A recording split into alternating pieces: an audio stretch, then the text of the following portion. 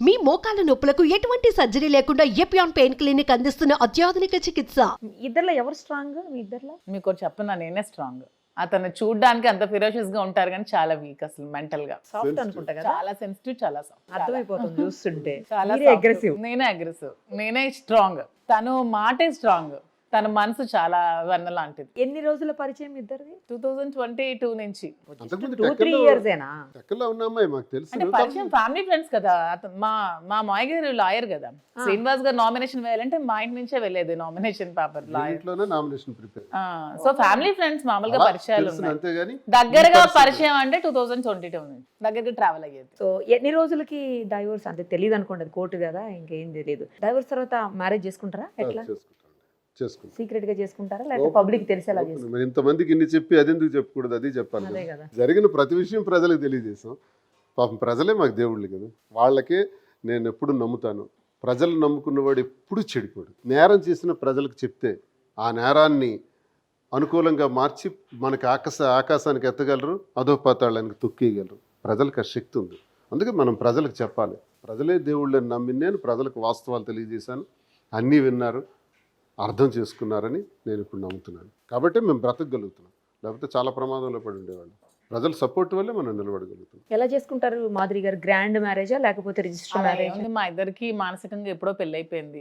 పెళ్లి చేసుకుంటేనే కలిసి ఉంటారంటే ఏ పెళ్లి చేసుకున్న భార్యాభర్తలు కూడా విడిపోరు కదా. ఇన్ని డైవోర్స్లు ఎందుకు ఉంటాయి, ఇన్ని కోర్టులు ఎందుకు ఉంటాయి? హిందూ ధర్మం ప్రకారం పెళ్లి చేసుకున్న తర్వాత అసలు ఈ కోర్టులని డైవోర్స్ అనేది రాకూడదు. సో అవన్నీ లేదు. మా ఇద్దరికైతే మ్యారేజ్ ఎప్పుడో అయిపోయినట్టే. మా ఇద్దరికి పెళ్లి అయిపోయింది. ఇంకా గ్రాండ్ గా అలా ఏం లేదు. అందరూ మమ్మల్ని వైఫ్ అండ్ హస్బెండ్ గానే స్వీకరిస్తున్నారు. మేము వైఫ్ అండ్ హస్బెండ్ గానే ఉన్నాం. లీగల్ గా ఇవన్నీ ఉన్నాయి కాబట్టి ఇంకా మేము పబ్లిక్గా ఇంకా పెళ్లి చేసుకున్నామని చెప్పుకోలేకపోతున్నాం. కానీ లేదంటే వీఆర్ మ్యారీడ్ అంతే.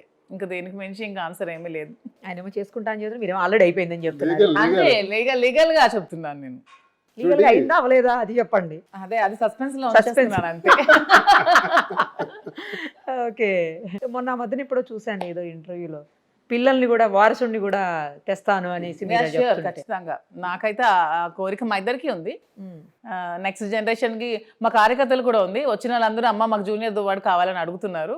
సో ఖచ్చితంగా మేము అది కూడా ప్లాన్ చేసి జూనియర్ దువ్వాడిని ప్లాన్ చేసుకుంటాం. జూనియర్ దువ్వాడా? జూనియర్ మాధురి కదా? లేదు, నాకు దువ్వాడ ఇష్టం, మాధురిగా ఇష్టం లేదు. జూనియర్ దువ్వాడగానే ఇష్టం. మీకు? అతను కూడా అంతే, జూనియర్ దువ్వాడే కావాలి. దువ్వాడేనా మీకు కూడా? ఓకే. సో ఇద్దరు అయితే అసలు ఎలా చెప్పాలో కూడా అర్థం కావట్లేదు. మీరు అన్నట్టు ఇందాక చెప్పారు కదా, ఏదో జన్మలో అనుబంధం. నిజంగానే అదే. అందరూ నవ్వుకున్నా, కెమెరామ్యాన్ నవ్వుకున్నా అదే నిజం. కెమెరామ్యాన్ నవ్వుకున్నా కూడా అదే నిజం. సో ఇప్పుడు మీరు మరి మీకు క్లాసికల్ డాన్సర్ కదా మీరు, ఇంకా అది స్టాప్ చేసేస్తారా? ఇంకా అటు సైడ్ ఆల్మోస్ట్ 2022లోనే ఆపేస్తాను. ఎప్పుడైతే పాలిటిక్స్ లోకి వచ్చానో ఇంకా టైం లేక స్కూల్ అవి క్లోజ్ చేసేసాను.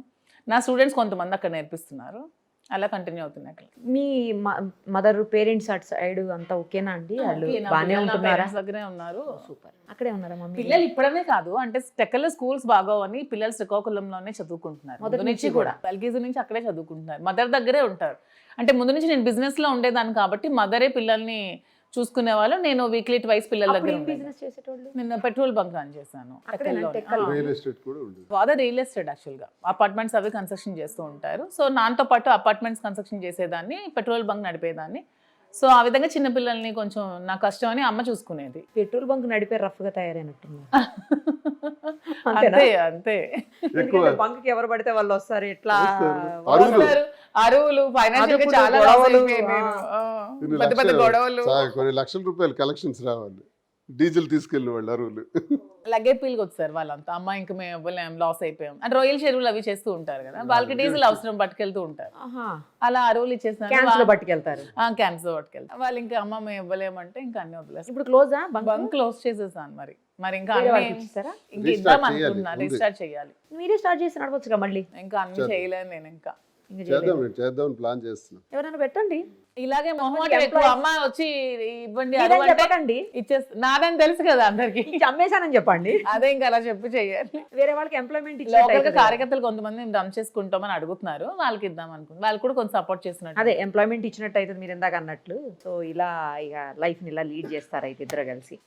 పిల్లలు చిన్న పిల్లలు కదండి, వాళ్ళకి తెలుసా శ్రీనివాస్ గారు? వస్తూ ఉంటారు. ఏమంటే వాళ్ళ ఫాదర్ అండర్ లోనే ఉన్నారు, ఇతనికి అంకుల్ అని పిలుస్తారు.